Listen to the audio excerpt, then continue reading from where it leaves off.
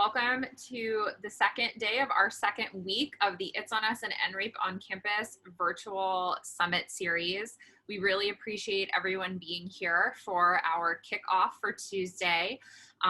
Before we begin, and I have the pleasure of introducing today's panelists for our discussion on Athlete A and the USA Gymnastics sex abuse scandal, I want to say thank you to all of the survivors of USA Gymnastics, both those who have come forward with their stories of abuse and those who have chosen not to do so for their own personal reasons.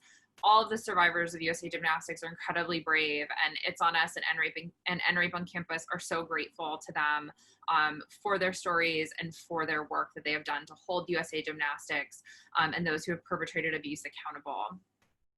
I also want to thank all of you who have joined us today for our panel discussion on Athlete A, the new documentary film by Bonni Cohen that is detailing the USA Gymnastics sex abuse scandal that spanned decades and came to light in recent years with the investigation and eventual conviction of former USA Gymnastics national team doctor Larry Nasser. Today, I am so grateful to be joined by Bonni, as well as Jennifere Sey and Angie Povilaitis. Bonni is a filmmaker and director who most recently directed Athlete A. Bonni has produced and directed an array of award-winning films. She has co-directed an inconvenient sequel, Truth to Power, co-directed the Peabody Award-winning film Audrey and Daisy, and served as a producer on The Island President. Her work as a producer and director on The Rape of Europa earned her a PGA and WGA nomination and was shortlisted for the Oscars. In addition, Bonni produced Wonders Are Many and co-directed Inside Guantanamo, which was nominated for an Emmy for Best Documentary in 2009. She's also the co-founder of Catapult Film Fund. We are also joined today by Jennifere Sey, who is a producer for Athlete A, as well as a former champion gymnast herself. Jen is a 7-time national team member and 1986 national champion. In 2008, she wrote a book that became a New York Times ebook bestseller called Chopped Up, detailing the abusive culture in the sport of gymnastics. She's currently the chief marketing officer at Levi's. And our third panelist today is Angie Povilaitis, who is currently a staff policy attorney for the Michigan Domestic and Sexual Violence Prevention and Treatment Board and Division of Victim Services. Her duties include working on behalf of the board and division to advise and consult with the Michigan leaders and policymakers on public policy efforts impacting survivors of sexual assault, domestic violence, and stalking, to work with state partners to provide training, consultation, and policy development to criminal justice issues impacting survivors. So we really appreciate all of you being here for today's panel discussion. And just to kick things off, Bonni, I'll start with you. Why did you make the decision to make this film? And how did you come to decide you wanted to make it how it was, and what was important about these women's stories that you felt needed to be heard? Yeah, those are those are some good and deep questions. First of all, thank you for having me and having us to this important panel. We love participating as a film team in these discussions, and it's such a weird, brave new world we're living in where everybody is in these little boxes, but they can be incredibly effective. And so we're really happy to be here. We made the film, we were approached by Jey Sey and our mutual friend and colleague, Julie Bonello, who's another producer on the project, a couple of years ago now, in probably the summer of 2017, when the Nasser situation was brewing. It was just, I think he had been arrested at that point, but nothing had really, been determined about what would happen with him. And certainly the army of voices that came forward, that whole era had not really sprung forward yet. And Jen approached us, I think, having seen our work, and she and Julie felt like we would be sensitive to this subject matter, having made Audrey and Daisy, and we really had some experience already working with survivors and working with trauma and trying to tell balanced, sensitive stories around these issues, which can be really tough. And I have to say, you know, we thought twice about it because we'd already waded into this territory before, and it's very tough, as all of you know. But the way that Jen conveyed the possibilities of what this film and the story could be, where we would obviously investigate and dig into the Nasser story, we really got excited about doing that from the perspective of all of the reporters who had first investigated and broken the Nasser story, and also all of these actually women, Angela Povilaitis being one of them, Andrea Mumford, the police investigator who took Nasser down, the three original women who came forward to expose Nasser's abuses, Maggie Nichols, who was the first gymnast to actually come forward privately, not publicly, to USA Gymnastics.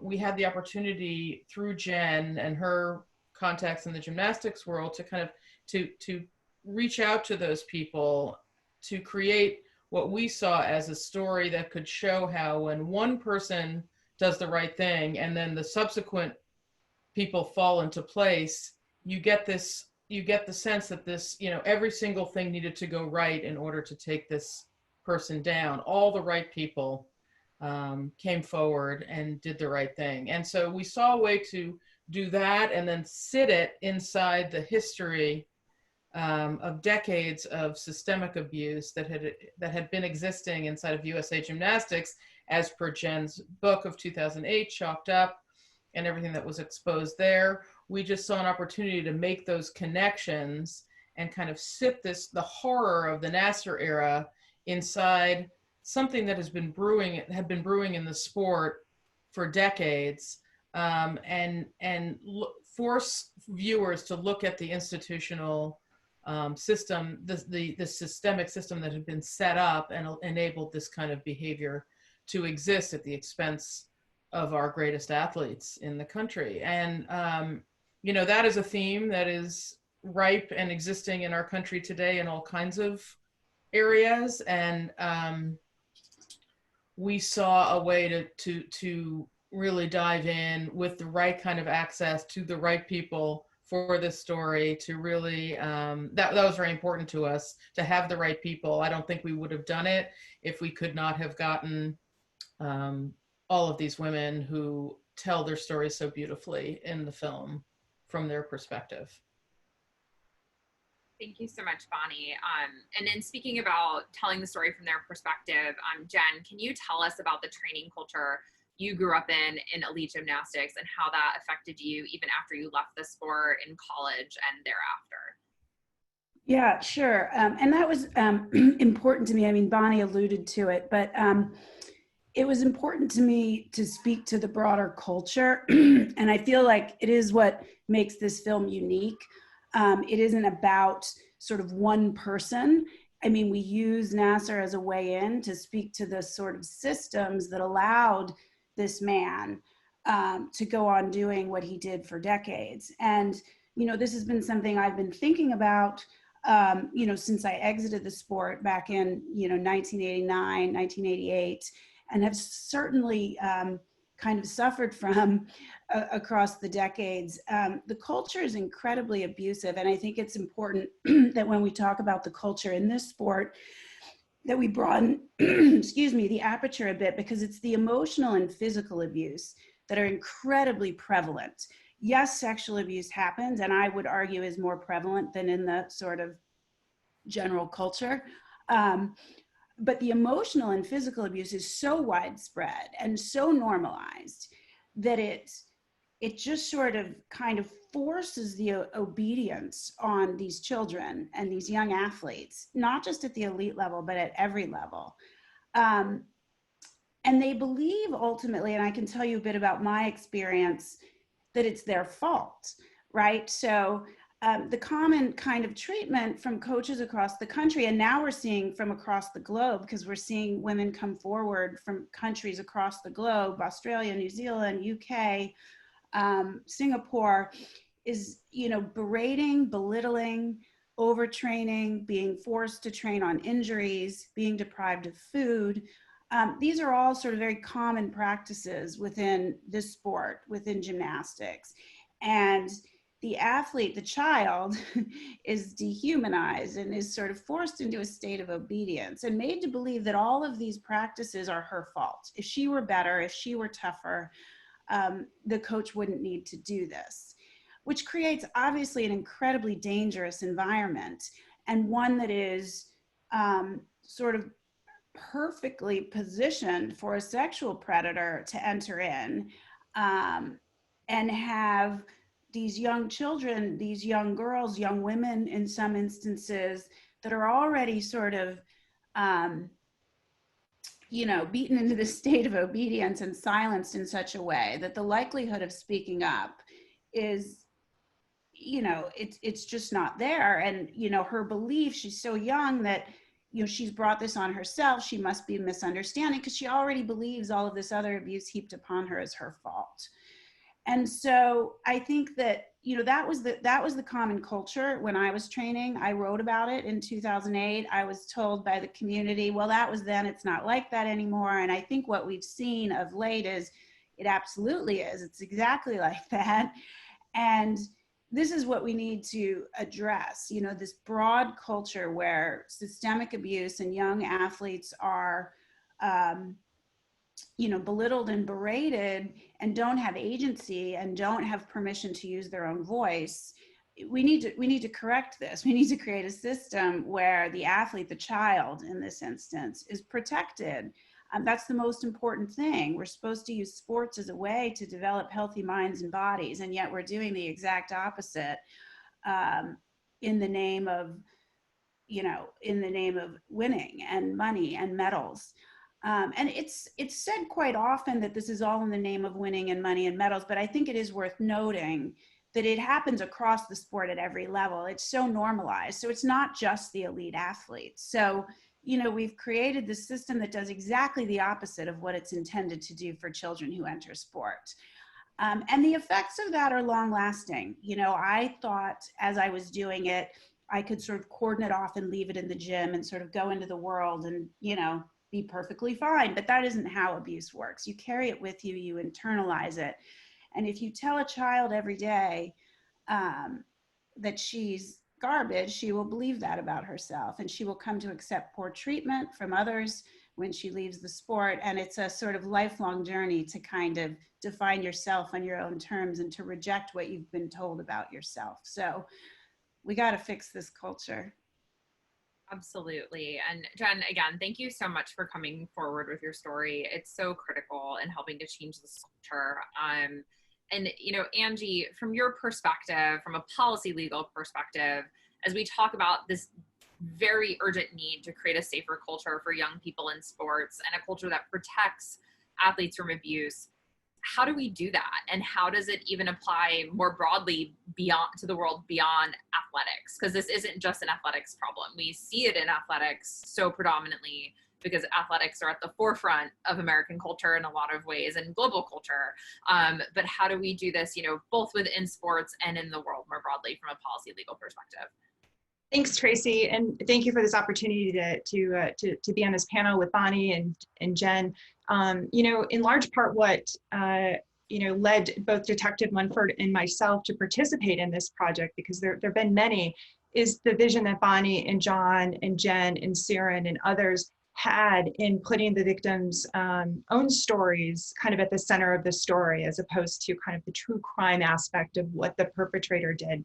And I think they did that in a tremendously respectful way that did in turn empower. And I'm sure, Jen and Bonni will talk about kind of some of the things that have come as a result of the movie. But, before the Nasser case landed on my desk, I'd been a prosecutor for close to 2 decades, focused almost exclusively on sexual assault, and had prosecuted priests and police officers and teachers and others in positions of authority, both children and adults, and had worked on, many of the untested rape kit issues in Detroit and throughout Michigan. And really, what I think it comes down to is this idea that we have to start by believing. We have to start, believing victims, whether they're 6 or 15 or 30 when they come forward, as opposed to the, kind of rape myth skepticism that we have. I think it's incredibly important, and there's a way to do that both as police and prosecutors, and still, protect due process and investigate and do all of the things. But for so many decades, victims have been met with skepticism, and I think it's been demonstrated, throughout the history of the Nasser case. I think, we have to center our investigations, our discussions around victims. How do we support them? How do we empower them? How do we, encourage them to come forward if there is sexual abuse, emotional abuse, physical abuse? And I also think it really comes down to how we as parents and community and teachers and coaches, much as Jen has said, much as Bonni has already said, in empowering those young people to speak out, to talk about things that are uncomfortable, to, as parents, confront bad coaching, bad behavior. It really, starts at a very macro level, but at a micro level, we have to each do our part to support victims, to believe, first and foremost, that people in power who appear to be respectful individuals can commit these types of crimes, and, do everything in our power to hold them accountable, but while also supporting the survivors. Absolutely. And, and speaking to that accountability piece is so critical. And, Bonni, as somebody who is coming into this story from the outside in making the film, like, what did you learn about the various pressures and motivations that led the people who were in positions of power to sweep abuse under the rug and not hold folks like Larry Nasser, but other coaches over the decades accountable? Like, what did you learn about this culture that facilitated that?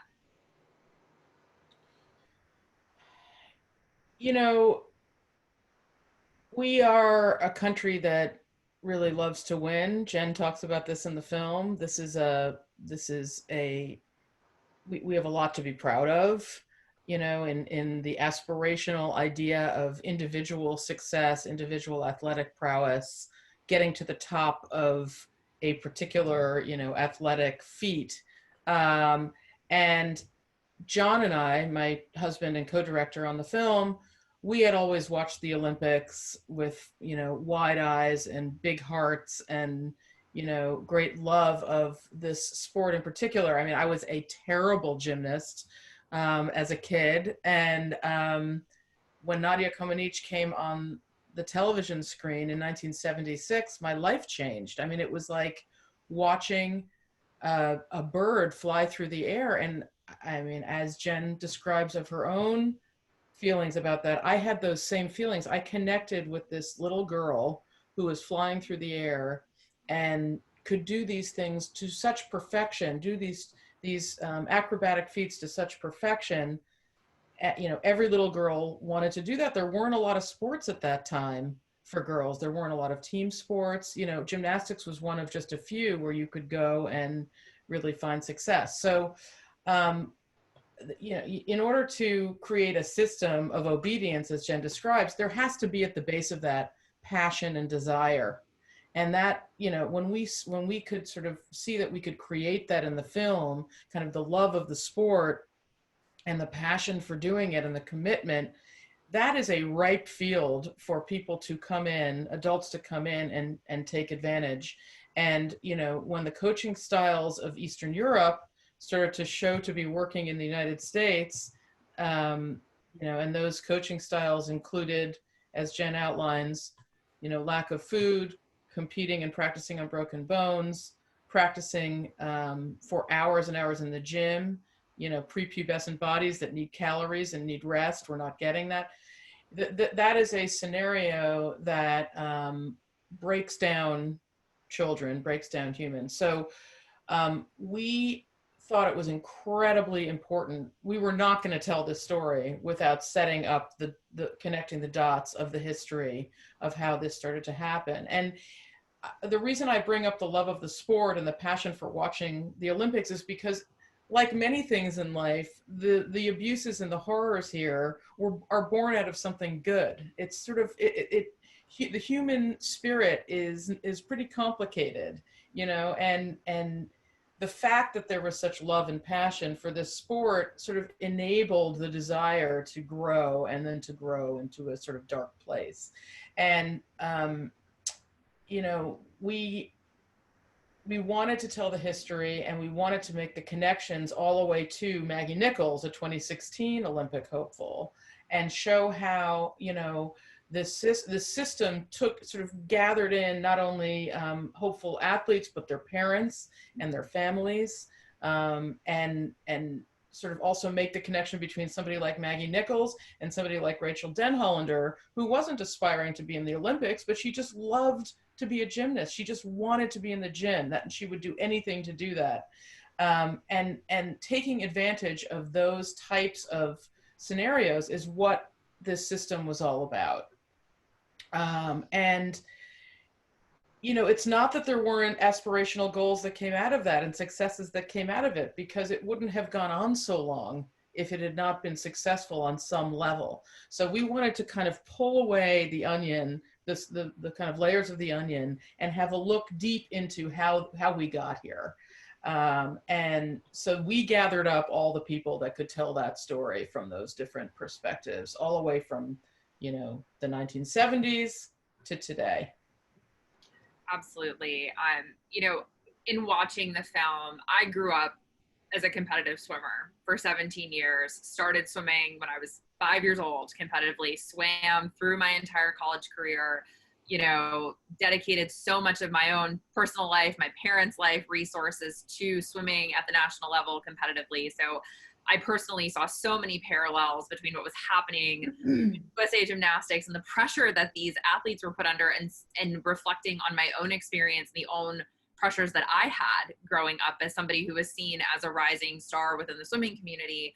And I kept thinking back on my coaches and the parents who were involved, and just that whole culture, and just those misguided motivations that, and like these dreams of stardom, and these dreams that sometimes the coaches or the parents or other folks like overlay on these kids. Like, they're kids, right? These are young children, in some cases, young adults. And so, you know, Jen, I think, you know, I would really love to hear from you. Like, how do you think we can address and change some of these misguided motivations that ultimately like put winning and the sport and the idea of USA Gymnastics above the covering up of abuse? Like, what do you think we need to be doing to change that culture among the leadership and among just people who are in positions of authority far more than these young athletes are? Yeah, I mean, it's a hard one because it's so culturally prevalent, right? It goes so beyond the sport of gymnastics. We are a culture. I mean, I think I talk about it in the film. We love winning. Our culture is about dominating. We're competitive and we want to win. And in a sense, that sort of trumps everything. If you can win, then it's, you know, anything justifies that. And we forget that these are children, and that this model of sort of dominating and just dominating the competition, it shouldn't apply when it comes to how we raise our children. It should be about guardianship, in a sense, and sort of stewarding these young people. That's what we like to say about athletics. I'm intrigued. I found on the website of the gym that I trained in, which definitely deployed these tactics, this whole sort of paragraph, flowery language about sort of child development. And I just sort of scratched my head. So we know to say this about what sports are for, but then it isn't what is being put into practice. We know to say the right thing, but it's not how these kids are trained. And I think the reason it's so challenging, it is the broader culture. You know, if it were just gymnastics or if it were just sports, but we want to win at everything. We want to win in business, and we want to, you know, everywhere. And so because that is the sort of predominant kind of philosophy in our culture, we're willing to protect the reputations of those in power that we see as creating winners at any cost, you know, and whether it was the reputation of the leaders at MSU and that organization and that institution more broadly, or whether it was, you know, the coaches on the ground in everyday gyms across the country, or whether it was the leadership at USAG, the ones that were protected, and I think this causes us to scratch our heads at this point when it's put this way, were the coaches and the organizational leadership that were perceived to have power, that did have power. And the ones that were left without protection were children. And what's ironic about it is the only people you need to do sport are the athletes, the kids. You don't actually need coaches. Kids can go turn cartwheels in the grass, and kids can play a soccer game in a field without a coach. And you certainly don't need national governing bodies. So the only people essential to sport were the ones most neglected and viewed as just utterly sort of commodified, and we have to reimagine sports. And I think more broadly, any organization that is dealing in child development as a way to protect and raise children. And the people in charge need to be people that care about child development. Now, Bonni talked about, the Karolis coming here. And I think in many sort of circles, they're sort of seen as bringing this style of coaching here. And she knows, and I think we addressed it in the film, they found a home here in a culture that was abusive, that already existed for all the reasons I just stated. And in a sense, we found these charismatic leaders, or a charismatic leader in Bella, that found a home in America. He's essentially American in so many ways. He's the P.T. Barnum of gymnastics in a sense.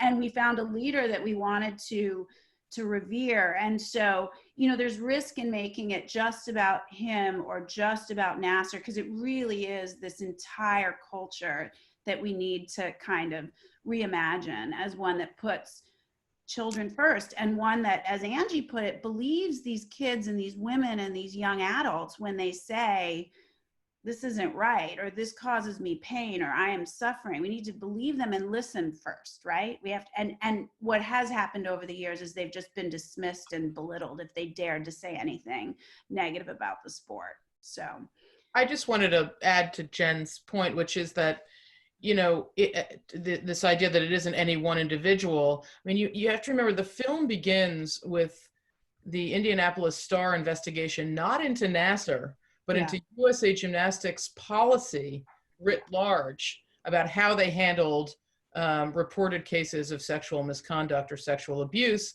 in coaches around the country. And I just want to drum home again that there are 54 coaches on that list who were shelved, thrown in a drawer, never fully investigated, some of whom are still working today in gyms around the country.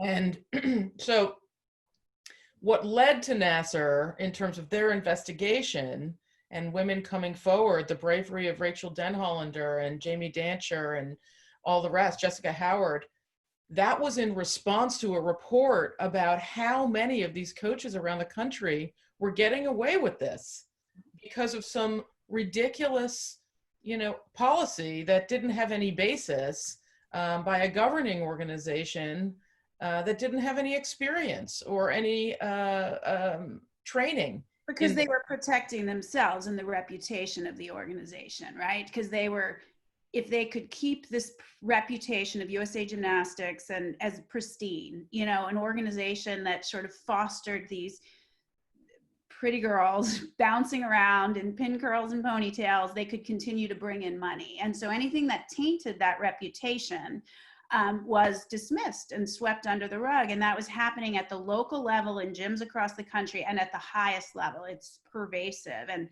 that's what needs to be reimagined. And I think that there are those that would say, well, we wouldn't win if we didn't do it this way. I disagree with that. I actually think we lose more athletes than we gain by mistreating them. But that said, what if that were the case? I mean, I don't think it's worth it. I don't think it's worth abusing a generation of young children to get some medals. But, so I think that's the question we have to ask ourselves collectively, is that at what cost, really? But again, I go back to, yes, we like winning as a culture. And I do believe that we lose more than we gain. How can you keep kids in this sport when you're berating and belittling them and abusing them and denying them food every day? They would perform better, not worse, if we championed them and supported them. Because I don't see us thinking winning's not important anytime soon as a culture. I think that's something we're going to have a hard time letting go of. I would like to see us let go of it a bit when it comes to children, certainly. Absolutely. And just to both of your points, I mean, there were clearly coaches who were being abusive, and then there are also coaches who weren't. There were leadership that was being abusive and leadership that wasn't. And like, these coaches and these folks in positions of power are spending so many hours a day with these young athletes. And, you know, why, and this, Angie, this is a question for you, is like, why weren't they being held to higher standards for reporting abuse? Why wasn't USA Gymnastics held to higher standards? Why were they able to sort of make these policy decisions for themselves? And like, what can be done about that? And, you know, from a policy and legal perspective. Yeah, I mean, I think Bonni and Jen have both talked about that, right? Whether they really should be in the position to be, you know, putting forth those policies, right? I mean, Steve Penny was a marketer, and no offense to marketers, Jen, but you know, he's not a child protective expert, right? And I think a lot is related to, you know, whether those were the appropriate policies. I mean, discussion with Safe Sport and others. You know, there's a lot of discussion about mandatory reporting. You know, whether or not, you know, there should be greater laws related to that. And I mean, and that's an important discussion to be had. But I think, you know, the greater discussion is just this one reality, right? I mean, do you need a law if you are a parent or a coach who sees something amiss to force you to do the right thing, right? I mean, it's not easy. Believe me, it is not easy. If you become a friend, if you have a friend coaching, if you see something suspicious, people tend to not want to get involved, even if it means, you know, a child is at risk or someone's at risk. But it really, you know, I mean, that's why we have protective service laws, to be anonymous, to have the professionals look into it. But, you know, I want to just touch on kind of that idea, but pulling it back a little bit, because I know many of probably the audience members are involved in campus sexual assault issues and in that regard. But, you know, we see Nasser, we see USAG, but we're seeing it throughout the country. I truly hope that Nasser was going to be an outlier, but then we hear about Tyndall at USC, we hear about Strauss at OSU, we knew about Sandusky before. And the common thread, much as we saw in Nasser, is the protection of the brand over the athlete, or, you know, causing waves. I mean, my alma mater, the University of Michigan, is dealing with their own kind of reckoning on two different fronts, both with a provost and his history of sexual harassment. I mean, he was the guy that you would go to for Title IX investigations, yet had a history of, you know, sexually harassing behavior that the university knew about, or Dr. Anderson. And I mean, I just hope and I pray that if there are university administrators watching this, or people in positions, that they start to implement these policies to do what's right for the victims, to the students, whether they're young gymnasts or, you know, players that are bringing in millions of dollars for their university, and put those interests, stop listening to those lawyers that are talking about litigation and we can't be, you know, we're going to stereo with our victims when they come forward. I promise you, Jamie and Rachel and others wanted to work to make it better, and continue to at USAG, at Michigan State, at places. There didn't have to be this adversarial relationship. And if these institutions would do right, would actually care about these victims and work to prevent abuse in the future, whether it is a serial predator or, you know, a fraternity member who maybe is around the university that he's, you know, sexually assaulting girls, because you know, those are often the more typical campus sexual assault case, then, you know, that's gotten a lot of the attention. So we just have to kind of keep pushing forward, keep putting a spotlight on these institutions that are not making the right choice, even if it's hard. I think, you know, the one thing I would add to just build on that is, you know, as I was sort of watching from afar and then up close the story with USAG evolving, you know, initially, before I knew everybody involved, I was thinking, why don't they just own it? Like, why are they denying? But they'd had so many years and decades of denying and sweeping under the rug and then covering up. And there was so much criminality on their side, honestly, by the time this story broke, that then they were really fearful. Whereas if you reimagine these organizations from the day one that protect athletes, children, students, and you listen from the start, you don't have those years of covering up. You deal with it from the outset. And ultimately, the irony is your reputation is more protected and you become known as an organization that protects students and protects athletes and protects children. It was this sort of willingness to kind of sweep everything under the rug at the expense of these children that ultimately led to kind of 30 years of a cover up, which is one, incredibly damaging to the reputation, but also made it so hard to come forward. And ultimately, they never really did. I mean, I still feel like they haven't really fully admitted wrongdoing, and they really haven't championed these kids. You know, one of the ways to encourage people to come forward is to champion those who have the strength and the courage to do so, not to kind of brush them aside as kind of, you know, liars or troublemakers. And if we, you know, these women, Rachel and Jamie and Maggie are champions in the film and in the world, but USAG still hasn't really acknowledged their heroism or their courage, let alone the 500 other survivors. So, yeah, I mean, the irony in all of this is the best way to protect your reputation as an organization is to actually protect the children and the students and the women and the young men. But we have to continue to pressure the organizations to do the right thing. Absolutely. And I saw so many parallels between what the film showed in terms of having this story sort of break and having this sort of outpouring, right, of once one survivor came forward and spoke to the investigative reporters who were working on this piece, then another came forward, then another came forward, and another came forward as more stories started to build. And there are so many parallels that we see with that in the campus sexual assault movement, where when one survivor on a college campus comes forward and very publicly to hold their school accountable and has the bravery and the courage to do so, then you see others sort of hold on to that courage and bravery and also start coming forward. And I just kept thinking as I was watching the film and watching these journalists, how I was working with journalists in the early days of the campus sexual assault movement, where you had these investigative journalists who suddenly saw, oh, there is a problem with sexual assault on college campuses. Let's talk to students, let's talk to survivors, and do these like deep dive investigations. Like Tyler Kincaid from BuzzFeed, or was at BuzzFeed and is now at NBC, was at Huffington Post at the time, and he was one of the only folks doing these deep dive investigations into what was happening on college campuses. So I found that it was really interesting, Bonni, that you chose to sort of at the heart of the film is this team of investigative journalists, and like I'm interested in understanding like why you chose to make that a huge driving part of the story, and like what obligations do you feel like the journalists have in reporting on these issues before the story came to light, and like what other questions would you hope journalists will explore and investigate moving forward, whether it's with USA Gymnastics and the sex abuse scandal or other kinds of sex abuse that occurs in the future, whether it's within other sports, college campuses, et cetera?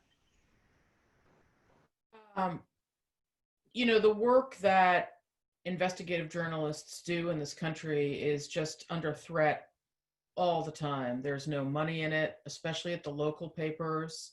I mean, obviously the Indianapolis Star is part of the Gannett organization, so it doesn't necessarily suffer from being an independent local paper, but you know, funds to Indianapolis, Indiana, and what they're doing there is not quite, you know, it's not the New York Times, let's just say. And you know, we wanted to show the bravery of the women who came forward, but we also really wanted to show that the tenacity and, you know, getting the lion by the tail of investigative reporting, there is a reason why we seek the truth, and there is a way to do it, and there is a system in place of checks and balances to look at facts and check them against other, you know, sources. And, you know, I think John and I really felt like, you know, that system is being under threat in this country gets to the root of why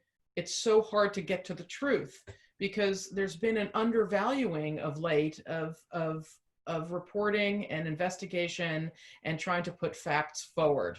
There's a confusion on all the airways, and there's a kind of attempt to get the story out faster than the facts can come in. And we wanted to trumpet the art of investigative reporting, which is at the heart of seeking the truth. And what we found was, you know, a group of people who really who had tremendous ethics and morality and a tenacity for finding the truth. They did not put that Nasser story out lightly. They did not take down a good man lightly. They investigated within an inch of its life every single, you know, person who had come into contact with Nasser. They investigated the women who were coming forward. They investigated USA Gymnastics to the extent that USA Gymnastics would let them cooperate. They talked to lawyers. They spent a lot of time with the MSU story as well. They worked with their Lansing, Michigan office to try and get the facts up there. And that is an obligation. That is an obligation not just of investigative reporters, but of every citizen in this country. I mean, this is, let's not forget that the USA Gymnastics organization is ultimately, you know, part of our Olympic organization, which is part of our government, which is therefore part of what every taxpayer in this country pays money into. And so if you reel that back, it is the obligation of our good investigative journalists in this country to get to the truth of the matter of what's going on. And so that is why it's at the root of the story. You see them in the film, you know, kind of pulling out the stories from the incredible brave women that came forward, working with Angie and Angela, working with Jennifere Sey, talking back in history decades to figure out, you know, what is the premise for this policy that they have in place. So, you know, there's a reason why they're at the root of the story, because they are the truth seekers. It's sort of in the legacy of the movie Spotlight and the work that they did at the Boston Globe to unearth what was going on in the Catholic Church. That kind of tenacity and bootstrap reporting is what's going to keep us safe as a democracy. And that's incredibly important to us as documentary filmmakers, because we stand on the shoulders of that reporting. Yeah, in a sense, it was the instigating event, right? The fact that you had these reporters, these dogged reporters, as Bonni says, that were willing to just go at this so hard and verify all the facts. And then Rachel was brave enough to come forward and tell her story and use her image. That opened the floodgates. You know, oftentimes, we're left with no choice other than to go to the press. These reporters were willing to tell this story, to tell the truth. You know, others had come forward to USAG, others had come forward and been ignored, even, you know, to the local police. You know, this is what gave this story sunlight and prompted so many women to come forward. Once Rachel told her story, the floodgates were opened. And so the story resonated with so many, and they said, this happened to me too. And there were 50 stories of credible abuse within just days that were prompted by Rachel, by the reporters being willing to tell the story. So it's such an important function. You know, a friend of mine back in 2011 had reported to USAG a coach that had sexually abused her back when she was training in the 80s. She was pushed aside. She was encouraged to just kind of walk away. She was encouraged that, oh, that was then, it doesn't happen anymore. Ultimately, what drove attention to the matter was she went to the press, another local paper, the OC Register, a reporter that, you know, we know well, who's been reporting on abuse in gymnastics. It was her only option at the end of the day, because those in power wouldn't listen and wouldn't take the claim seriously. And then suddenly this reporter listened, it was written about, and it was exposed, and action was forced. And I think that is what happened. It forced the action, and it also invited all of these other women and gave them the opportunity to come forward and know that they would be heard.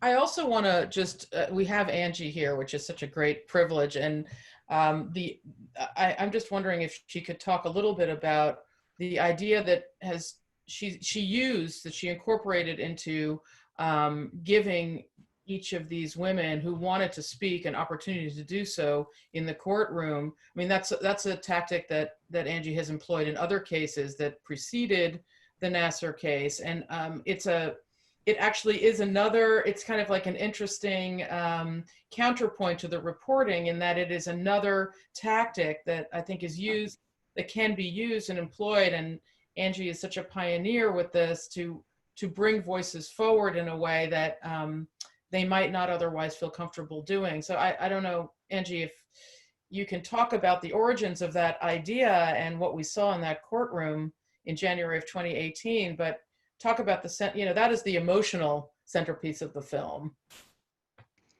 Absolutely. And I hope you guys can see me. I'm having some internet issues. I just kicked everybody in my house off the internet. So no more Minecraft, going on. But so, I just want to piggyback on something Bonni and Jen said before I kind of dive into that.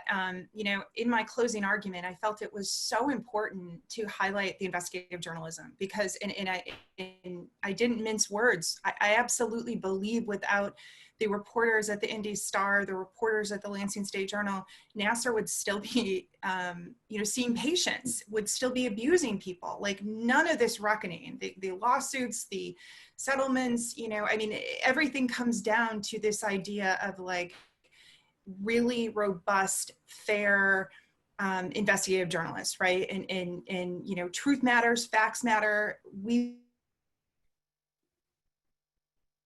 need them to be doing this work, and it is crucial. We wouldn't be here today without those reporters. So they deserve every ounce of credit, and quite frankly, our financial support through subscriptions and others, because of the way it's worked, to continue that work at a very local and national level. But I appreciate Bonni mentioning that. As I mentioned, I'd been doing this work for a number of years, and I knew how incredibly important. I had a prior case with a Catholic priest and men who had been abused in their teens 30 years prior, but had an opportunity, this predates Nasser, to confront their abuser, to talk about the impact on their life, to tell the judge what they wanted to see happen, to kind of start their healing journey. And it was, about 15 men in the spring of 2016, so well before Nasser. And I saw that, and as a prosecutor, when we started talking about a plea to Nasser, we of course talk about how long he's going to be in prison. We want to ensure as close to a life sentence.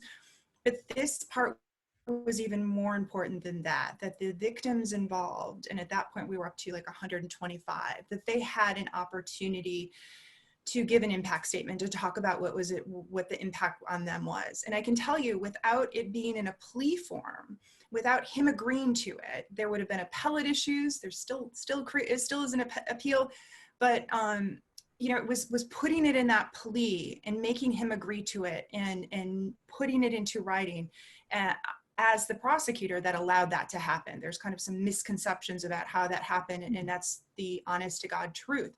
And it again was, we never envisioned we'd get 200 plus victims to come forward, but we're also delighted because then it gave them that opportunity that they may never have had to confront him, to start their healing. And I am hopeful and encourage other prosecutors to think of creative ways, especially if you have a plea, that you can, essentially write the contract, write the agreement, and do so in a way that allows as many victims as possible to be empowered, to speak up, to, use their opportunities. So. Thank you for that, Angie. I remember watching that portion of the trial and seeing the victim impact statements be read by either the victims themselves or their family members, and just feeling this simultaneous feeling of like heartbreak for everything that they had gone through, but also knowing that this was an opportunity for them to start their healing journey. So thank you for being able to work that into the trial and everything that happened with Larry Nasser, because I think it was so incredibly important for people to hear Larry Nasser, as well as just the public, to hear what these young women had gone through and where they were at in the process of their healing journey. And sort of tangentially to that, you're talking about like, what can prosecutors do, right? And what can they be doing when they have these opportunities to create space for example, victims to read their impact statements. But I'm also wondering, like, how can policymakers as well as students or advocates or other folks work to push for legislation that can help build a healthier culture for athletes, not only in the Olympic movement, but also in amateur sports, college sports, et cetera? Like, what would you like to see in terms of legislation and advocacy around creating safer laws and policies for athletes?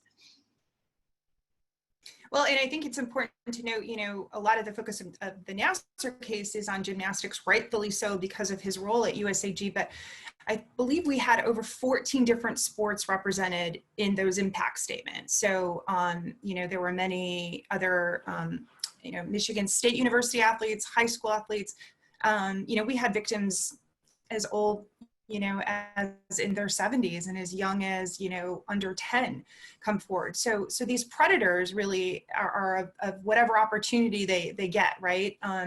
So, I think we have to center, again, our policies, our practices, our, legislation on what can, support survivors. There's a huge push to extend this statute of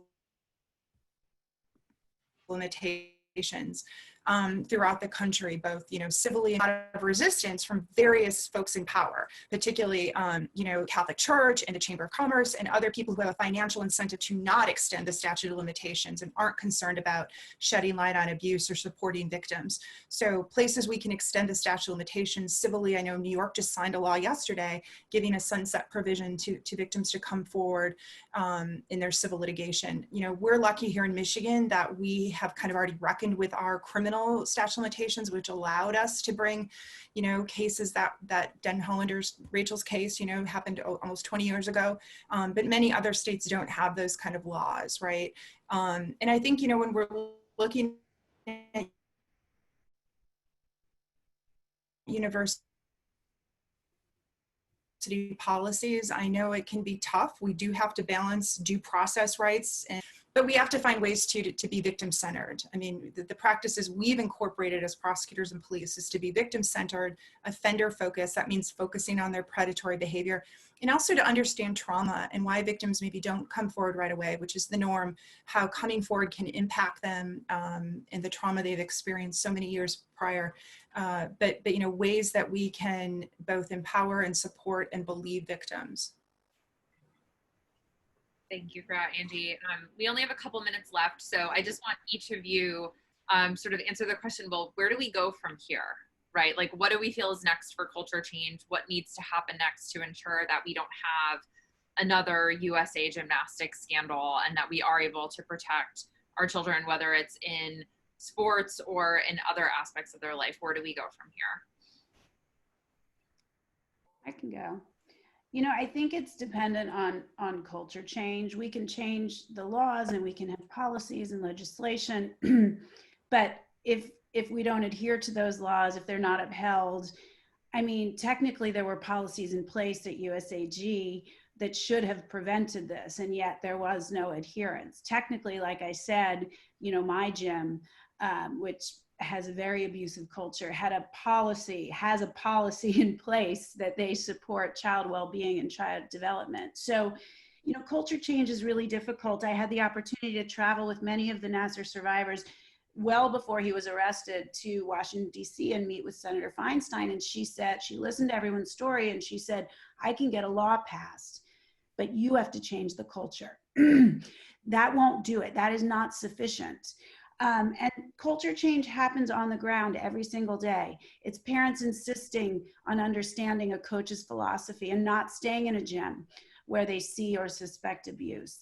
It's teaching your kids not to tolerate it, to know they are worth more than that, to know they deserve better, and to give them the words to stand up for themselves. I didn't really know how to. I had great parents, but they never suspected. I don't even think they thought to give me the words to say, no one can treat you this way. You are worth more than that. And if somebody does, you call me right away and you leave, you say no. How do you teach your children to stand up for themselves in the moment? How do you teach your children to stand up for others when they see wrongdoing? Because to Angie's point, it takes great moral clarity. And that is something, you know, that will supersede even having laws in place. We need people with the sort of courage and moral clarity to always stand up and do the right thing. And that's the culture change we need to demand. And then the leaders in these organizations, we need to, you know, we've replaced Steve Penny with a leader who is a marketer. And again, no offense to marketers, that would be me, but was in marketing at the NBA. I think that reveals what they think the issue is, which is a branding issue, not a culture issue. Where is the leader that is known for driving cultural change? Where is the leader that puts athletes and children first? And so, you know, this is the kind of culture change that each of us in our own role as a parent, as an athlete, as a leader, can help to drive, that ultimately give the laws and the legislation and the rules teeth, right, and meaning, because they can just be policies written on a page, which is what they had been for many, many years at USAG. Bonni? I don't have anything to add to that. That is perfectly said. And I mean, honestly, you're the ones who should be answering this question anyway. I would just say, share the film, educate people with this document, which we spent, you know, 2 years making and titrating to have the right balance and get just right. And I would say sharing that film has been very successful in getting other women to speak out and try and make change from within their own countries, from where they sit. But you know, you've got Jey Sey and Angie Povilaitis here. They're the ones who can tell you what change needs to be made. Angie, do you want to close us out? And I would agree with everything Jen said as well. I mean, I think it starts at a very local level. I think I'm having some technical difficulty. Hopefully you can hear me. I don't want to overtalk anybody, but you know, I would second everything that Jen said, and that, you know, it starts at a very local level. I mean, you know, the thing that's inspired me most is many of my friends who have kids who are involved in sports have been having those conversations with them about you know, both sexual, physical, emotional abuse and coaching, empowering those kids to speak out when they're uncomfortable at a very young age, and believing them, right? But I think it, you know, expands into, you know, how we vote for our university trustees, how we, you know, vote for folks in Congress and otherwise who maybe are interested or aren't interested in passing, you know, reform efforts to tighten down these national governing bodies. But, you know, I also think we have to also look broadly, right? And not just, you know, with regard to sports and children and, you know, these kind of sensational cases, but look at those individual campus sexual assault cases, how we're responding to those victims who come forward. Look to the cases involving marginalized victims, you know, from different communities that are underrepresented, that aren't getting the type of media attention when they come forward to talk about their sexual assaults or their harassment as well. I mean, that's one of my big driving forces now is, you know, is making sure that the light we shed also includes those other areas of our society that aren't as fully supported, but need to be believed and supported as well. Thank you. Well, Jennifere, Bonni, Angie, thank you all so much for joining us today. Thank you so much for all of your work on this film. If folks haven't seen it, Athlete A, it's on Netflix. Go check it out. Again, thank you all so much. And we look forward to continuing to work with all of you moving forward. We're really glad you're able to join us this week. Thanks for having us. Thank you. Bye. Bye. Thank you. Okay.